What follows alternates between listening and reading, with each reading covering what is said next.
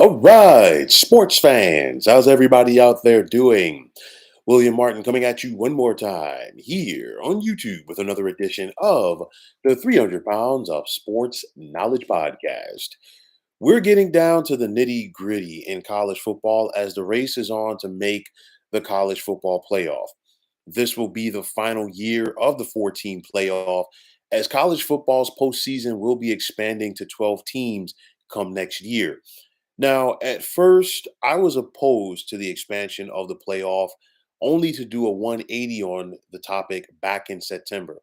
But I'm here to tell you right now that I was right the first time, as there's no need to expand the postseason other than the chase for more money.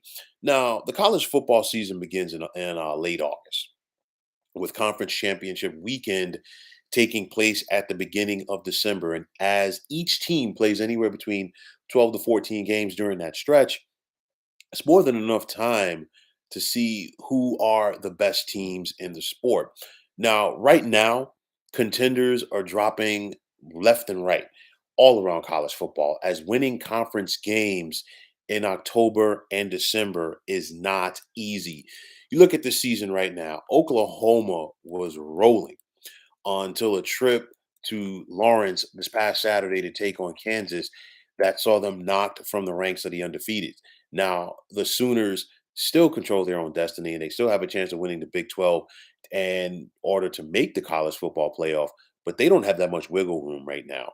Oregon State has a team that's capable of winning the Pac 12, but the road has not been kind to the Beavers as they've already fallen to Washington State as well as Arizona.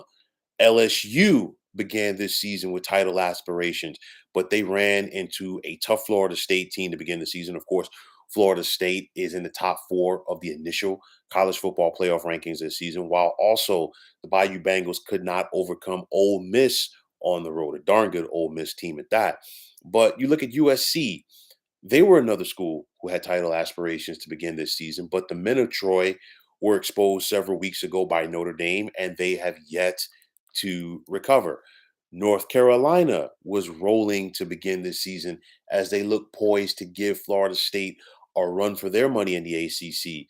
But the Tar Heels have dropped their last two. First, to a Virginia team that's been trying to figure it out for most of the season, and they lost at home in Chapel Hill. And then this past Saturday night, they lost in Atlanta to Georgia Tech. So they're all but done. Done. And this is right now, we're getting plenty of time to see who the contenders and the pretenders are. And that's the whole thing about the season. There's more than enough time to see who's playoff worthy and who isn't. And I guarantee you that between now and the end of November, that you're going to see that pool of contenders decrease even more. Now, the expanded playoff is going to be nothing more than a money grab. You look at it, the playoff replaced the BCS and all of the scenarios that could have potentially happened in the college football playoff have happened. And I say that because we knew coming into the playoff that there was going to be a possibility of two SEC teams getting into the field of four. It's happened twice with Georgia and Alabama, and each time Georgia and Alabama have gotten to the national championship game. The Big Ten was able to do it last year with Ohio State and Michigan, but both of them were bumped out in the semis. You think about Notre Dame, the last prominent football independent, if you will.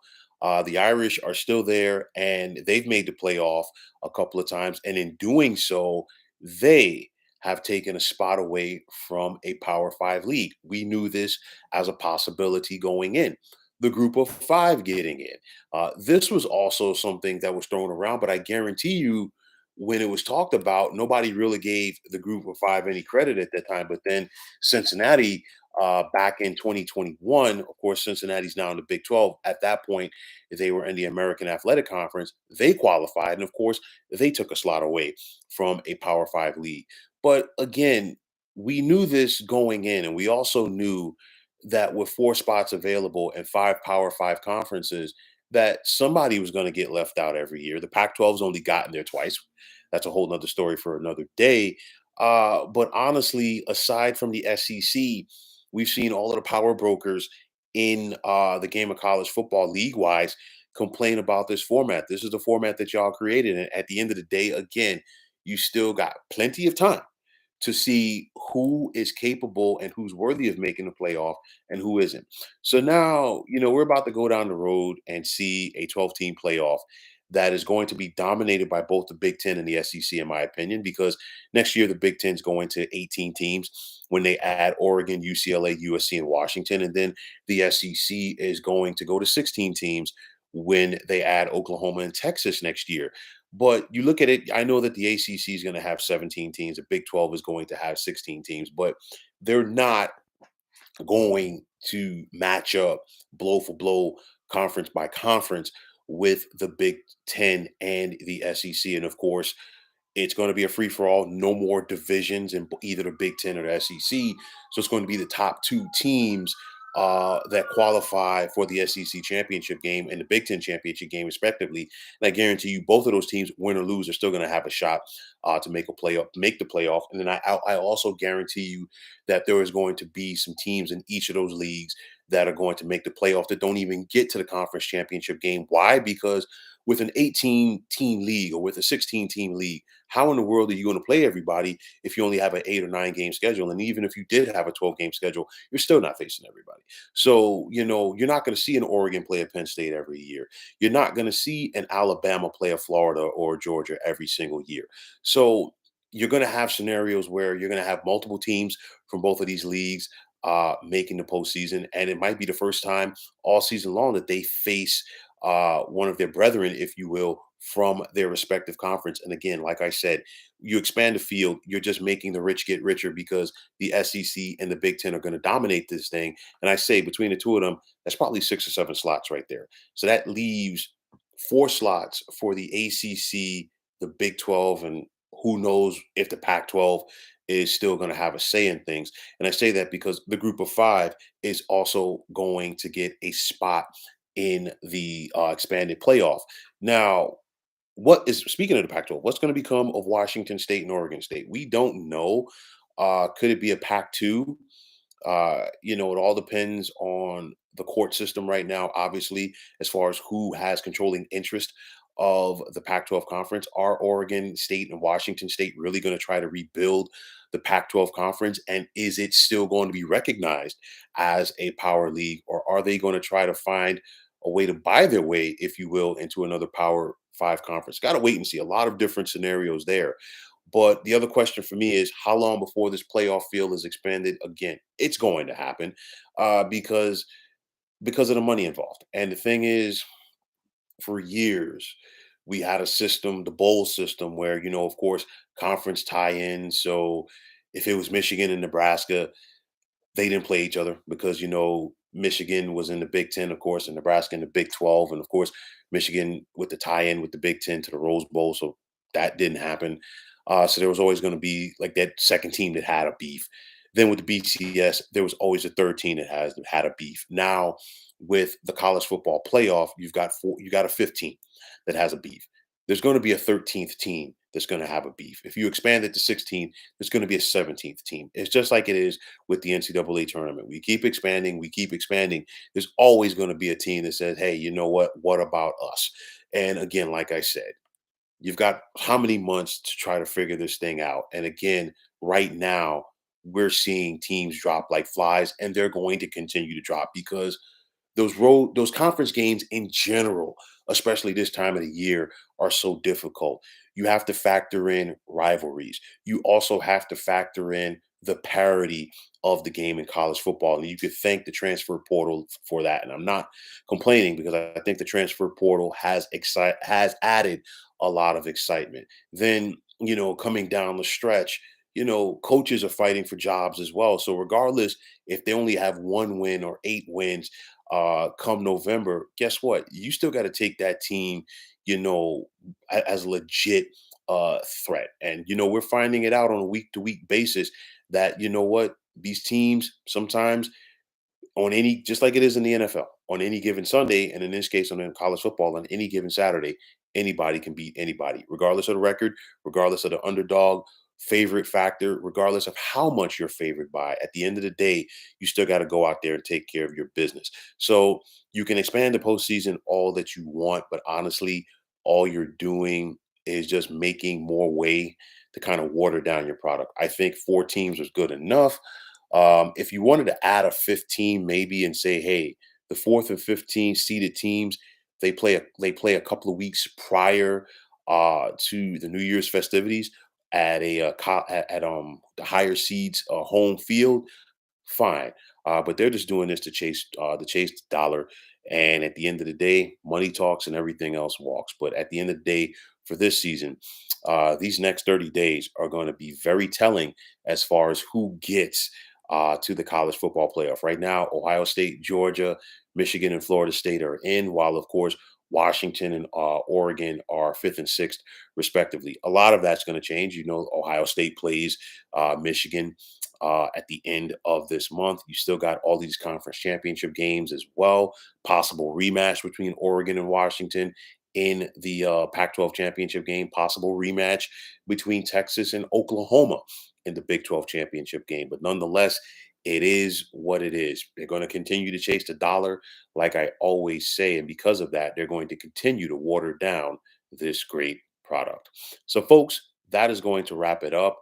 And as always, I want to take this time out to thank you for tuning into the 300 Pounds of Sports Knowledge podcast here on YouTube. I want to take the time out to thank all of you fine folks out there for tuning in. And if you have not already, please feel free to subscribe to this channel. Now, if you're on the X, formerly known as Twitter, please feel free to follow me at 300 Pounds of Sports. And like I always say, if you follow me, it'll be my pleasure to follow you right back. There's also the sports discussion group on Facebook at the Sports Depot 365. Now, you can check it out. Drop a line and be a part of one of the better sports debating sites going on social media. And before I sign off, I want to give a shout out to Chelsea Grin. What is going on? How are things going? You're saying the best time of the regular season, especially with rivalry weekend approaching in a few weeks. And I'll tell you like this: the rivalries have already begun. And I think we really need to pay attention to the rivalries this year more than ever. We got Bedlam coming up this Saturday, and this is probably going to be it for Bedlam for a long, long time, with Oklahoma set to go to the SEC. And I mean, I know that this has been a series that has been dominated by the Sooners, but it just doesn't seem right to see that this is the last Bedlam series. And of course, people outside of the Southwest region don't understand the importance of that rivalry. Within a month, we're going to see the end of the Apple Cup between Washington and Washington State. Big time game in the Pacific Northwest. Same thing with Oregon and Oregon State in the Civil War. We've seen it already with the breakup of this Pac 12, where, people don't understand how big UCLA versus Cal was, how big USC versus Stanford was. Also, even like going to the expanded conferences, it's not going to be the same because so many rivalry games have already gotten caught up in the wash, and they're going to continue to get caught up in the wash. You think about Georgia, Auburn, and the SEC. That's a big game. Okay. And it's been a big game for a long time. Alabama, Tennessee has been a big game for a long time. These are contests that are going to get lost in the wash. Penn State, Ohio State. I mean, Penn State's been in the Big Ten now for about 30 years, and they've played Ohio State darn near every year. That's a big game right there. And it's another one that's going to get lost in the wash, and it's unfortunate. So I really think, a lot of people, if you're a true like diehard, hardcore fan of college football, you need to appreciate the next 30 days because some of these games we're not going to see them anytime soon. I mean, one good thing next year when Texas joins the SEC. We're going to see the Texas A&M rivalry started back up again. But honestly, the heyday of the Texas versus Texas A&M rivalry goes back to the days of the Southwest Conference.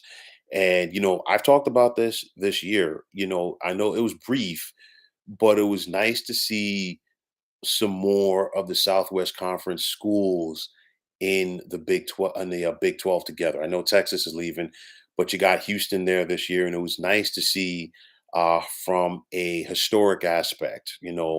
See Houston take on Texas again, and obviously Houston being in the Big 12, they're going to have the opportunity to face off with Baylor every year, face off with TCU every year, face off with Texas Tech every year, and of course, these schools were a big part of the fabric of the now defunct Southwest Conference. So, to answer that, Chelsea Grin, in my opinion, I think the next 30 days are going to be important for that. Just cherish the rivalries while we have them, because rivalries have been pushed to the side in the chase for more money in collegiate athletics, and it's unfortunate because rivalries are what make sports. Rivalries are what drive sports, in my opinion.